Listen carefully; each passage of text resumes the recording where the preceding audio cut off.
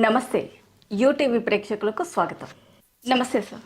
నమస్తే సార్, ఇవాళ రేపు చూసినట్లయితే కనుక ఎడ్యుకేషన్ అనేది ఎంతో ప్రాముఖ్యతతో కూడుకున్నది. సో అలాంటి సందర్భంలో ఎలాంటి కోర్సెస్లో రాణించాలి అంటే ఎలా ముందుకు వెళ్ళాలి అనేది ఎంతోమంది విద్యార్థులకు తెలియని ఒక క్వశ్చన్ మార్క్ అది. అవును. సో అలాంటి సందర్భంలో విద్యార్థులకు మీరు ఏమైనా చిన్న మెసేజ్ ఇవ్వగలుగుతారా? డెఫినెట్గా. ఎందుకంటే ప్రజెంట్ ఎలా ఉంది అంటే స్టూడెంట్ అనేవాడు బీటెక్ చేసినా, అట్లానే బీఫార్మసీ చేసినా, జస్ట్ బీకామ్ బీఏ ఇలాంటి కోర్స్ చేసినా సరే వాళ్ళకి అనుకున్నంత ఇదిగా ప్లేస్మెంట్ అయితే రావట్లా. ఎందుకు రావట్లేదు అంటే మనకున్న ఎడ్యుకేషన్ సిస్టమ్ ప్రాబ్లం. అంటే మనకున్న ఎడ్యుకేషన్లో కొంత అంటే ప్రాక్టికల్ అనుభవం లేకపోవటము, థియరీ మీద ఎక్కువ కాన్సన్ట్రేట్ చేయటం వల్ల వాళ్ళు రేపు ఇండస్ట్రీకి వెళ్తే డైరెక్ట్గా వాళ్ళు ముందు అసలు సెలక్షన్ ప్రాసెస్లో కూడా ముందుకు రాలేకపోతున్నారు. సో దానికోసం ఎందుకంటే ఇవన్నీ ఇలా ఇక్కడ ఉన్న లోపాలన్నీ ఫుల్ఫిల్ చేస్తూ పుట్టినవే business schools. So business schools orientation కంప్లీట్గా డిఫరెంట్గా ఉంటుంది. అంటే అకాడమిక్ డిగ్రీస్తో కంపేర్ చేసుకున్నప్పుడు బిజినెస్ స్కూల్స్ ఎడ్యుకేషన్ అనేది టోటల్లీ డిఫరెంట్. ఎందుకంటే ఇక్కడంతా ప్రాక్టికల్ ఓరియంటేషనే ఉంటుంది. ఫ్యాకల్టీ కూడా ఆ పర్టికులర్ ఫీల్డ్లో నిష్ణాతులు ఉంటారు. వాళ్ళ ఓన్లీ క్రైటీరియా వాళ్ళకుండే పిహెచ్డీనో లేకపోతే ఇంకొకటే కాదు, అక్కడ వాళ్ళకుండే ఎక్స్పోజరు, వాళ్ళకి ఇండస్ట్రీలో వర్క్ చేసినటువంటి అనుభవము, దాన్నే క్రైటీరియాగా తీసుకొని వాళ్ళని ఫ్యాకల్టీగా నియమించడం జరుగుతుంది. దానివల్ల మెయిన్ అడ్వాంటేజ్ ఏంటంటే పిల్లలకి వాళ్ళ ఎక్స్పీరియన్స్ స్టూడెంట్స్తో షేర్ చేసుకోవటం వల్ల ప్రాక్టికల్ అంటే లైవ్ వాళ్ళకి కొంత లైవ్ ఎగ్జాంపుల్స్ ఇస్తూ, అంటే కేస్ స్టడీస్ మీదే ఎక్కువ వర్క్ జరగడం వల్ల వాళ్ళకి రియల్ ఎక్స్పీరియన్స్ అనేది రావడం జరుగుతుంది.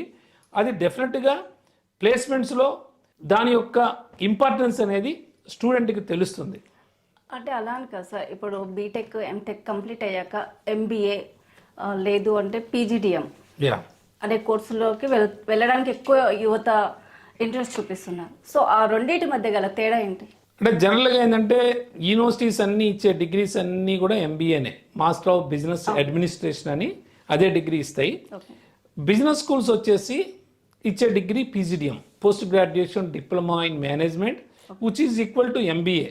అంటే జనరల్గా ఏంటంటే దీని మీద బయటకు వచ్చినప్పుడు పీజీడిఎం చేసినా సరే స్టూడెంట్స్ చెప్పుకునేది ఎంబీఏనే చెప్తారు. ఎందుకంటే రెండు మాస్టర్స్ డిగ్రీసే, అది పెద్ద డిఫరెన్స్ ఏం లేదు దానిలో. కానీ సిలబస్ పరంగా అయితే చాలా వ్యత్యాసం ఉంది.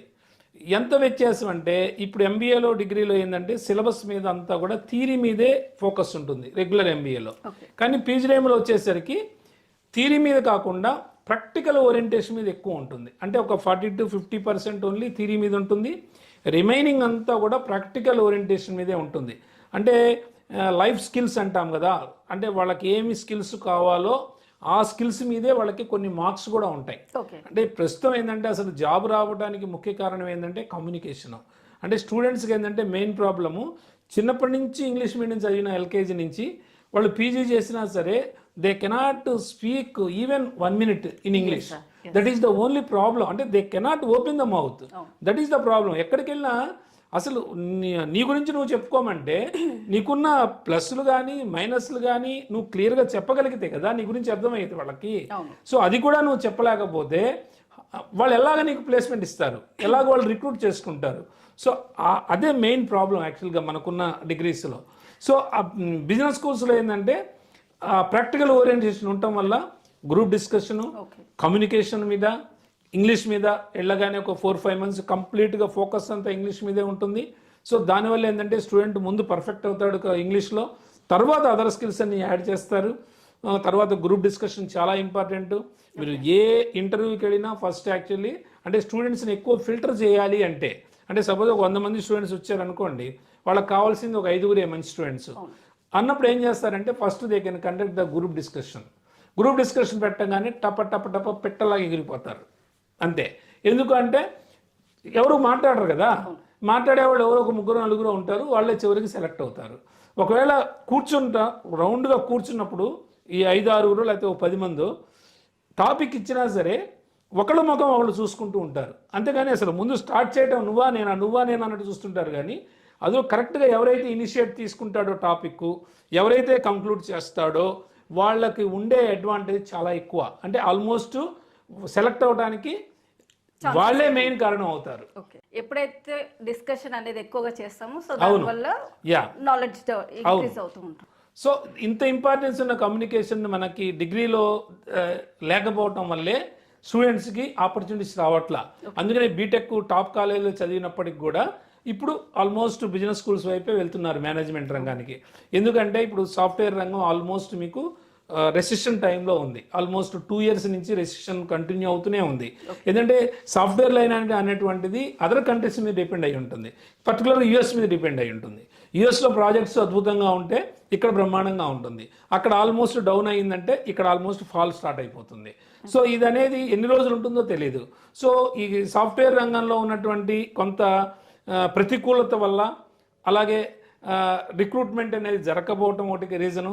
ఈ అన్ని రీజన్స్ వల్ల స్టూడెంట్స్ మేనేజ్మెంట్ రంగానికి వస్తున్నారు. ఎందుకంటే మేనేజ్మెంట్ రంగంలో అంత రెసిషన్ రాదు, వచ్చినా చాలా తక్కువ వస్తుంది. కానీ ప్లేస్మెంట్ సడన్గా తీసేయటం జనాల్ని అలా చేయరు.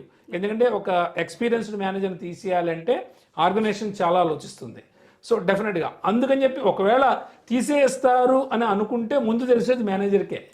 డెసిషన్ ఏది బడ్జెట్ కానీ ఏదైనా సరే తెలియాలంటే ముందు మేనేజర్కే తెలుస్తుంది, కంపెనీ స్టేటస్ అంతా కూడా. ఆటోమేటిక్గా కొద్దిగా ఏదన్నా ఉన్నా టక్ మనీ ఏ కంపెనీకైనా వెళ్ళగలుగుతారు మేనేజర్స్. సో ఇంత అడ్వాంటేజ్, ఇంత ప్లస్ ఉంది కాబట్టి మేనేజ్మెంట్ రంగానికి. అందుకని ఆల్మోస్ట్ స్టూడెంట్స్ అంతా కూడా ఎంబీఏ పీజీడీఎం వైపు మొగ్గు చూపుతున్నారు.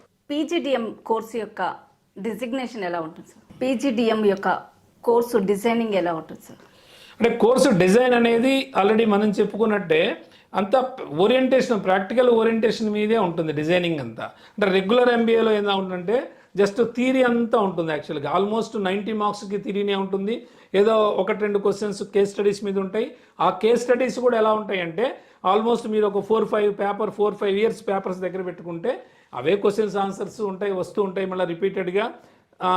కేస్ స్టడీస్ కూడా అవే ఒక 3-4 కేస్ స్టడీస్ చదువుకుంటే వాటిలోనే వచ్చేస్తూ ఉంటాయి.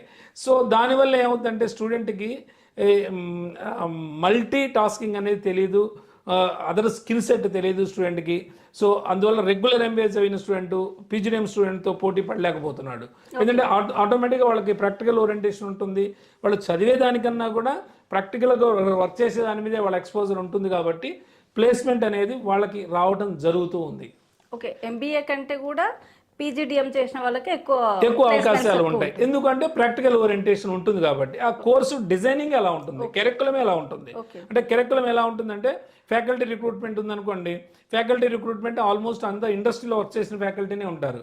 అదే రెగ్యులర్ ఎంబీఏలో అనుకోండి జస్ట్ డాక్టరేట్ ఉంటే చాలు, వాళ్ళకి ప్రొఫెసరో లేదా అసోసియేట్ ప్రొఫెసరో ఇచ్చేస్తారు.